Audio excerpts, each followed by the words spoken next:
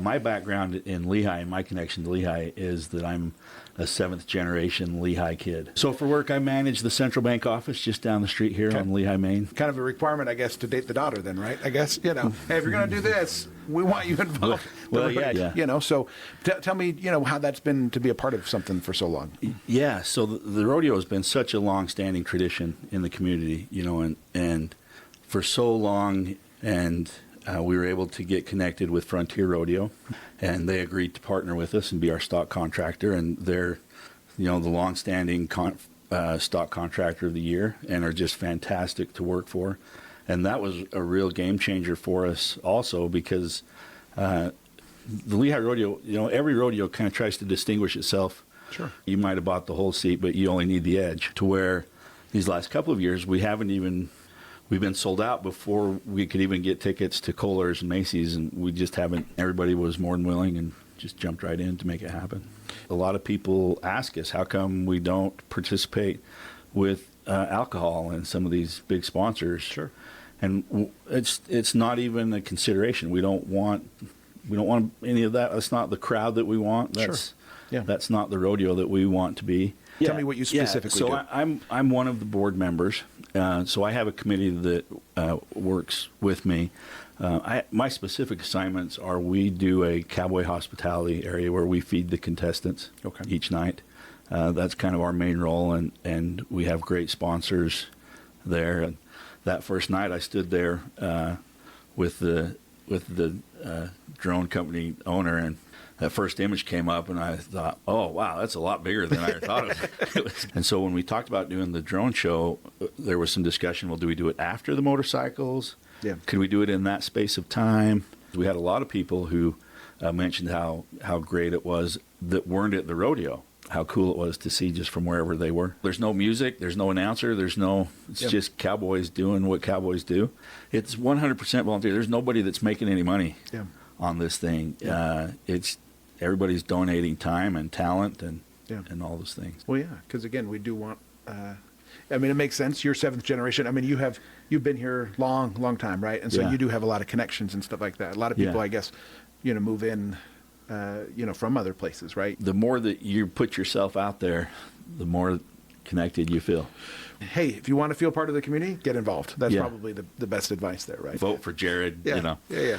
And so we got a kick out of that. My kids have laughed for years and years about whenever we go to something, and I always lag behind because painting, right? I just have a great love of the community and a great desire to serve and to give back. Yeah. I like that. Obviously you've been here a long time. You've been part of the Planning Commission, which, there's some good people on that, kind of not well known, either. Because they're just working, just doing your thing, right? So tell me some of the top challenges you see in the next 5 to 10 years of things that, like, hey, we're going to need to address this. We're going to need to be involved in, having good people that are going into that. Right now, we have really good projections that show that west of Lehi, Eagle Mountain, Saratoga Springs is going to, build out is going to be somewhere between 500 and 600,000 people. And so the challenge right now is we need to maintain that momentum that we have in solving the problem. Part of that's up at Traverse Mountain, where they were able to put some property into an environmentally protected zone so it won't ever be developed. And we really need, that's another area that we need to plan for 50, 80, 100 years down the road. Sure. Yeah. Over the years. Took some of the old swings and things like that out, and we put in some pavilions. But other than that, it's remained a great place for families to gather, and that's especially because it's so centrally located, right? And what a great problem to have, because one of the great things about all this growth is there are amazing people who have come into our community, and I could even say one of maybe the weaknesses of the rodeo committee is we're not really good about bringing in new help. Sure. Right? It's like a bunch of old Lehi people. But what we really took from that was that having it at a different place really was, we were able to involve people who hadn't been involved before. There's great parks out in Holbrook Farms, and we have these other spaces. There's some of that community event that we can take to them, and then in turn, if they can, those communities can come to us for the parades and the rodeo, and we create those relationships, right? But there's just great people that were drawn to Lehi because Lehi's an amazing place. You know, the secret was out. Yeah, Once sure. once Micron came in, all of a sudden the secret of Lehi Yeah. started to get out there, and it's just boomed. And Yeah, change is hard, right? Change is like hard. We've done it this way. We know it works. yeah, And it's yeah. scary. And I stood there with my wife and kids, and I said, "This isn't going to work for the concert." Sure. I had no faith in it. Gotcha. This is not big enough. Yeah.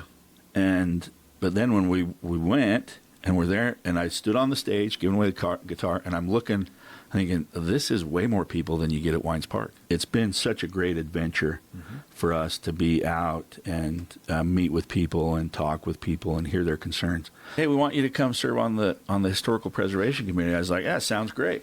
What do we do? I feel like our historic district on Lehigh Main Street should really start at the roller mills, and it should go to the rodeo grounds. Sure. We've partnered with the Historical Society and the archives in this historical marker program, and it has just been fantastic. And it's just been so much fun to go through that process of identifying those places, putting together what goes. Let's tap into the potential of many of these community members that are coming in, right? Yeah.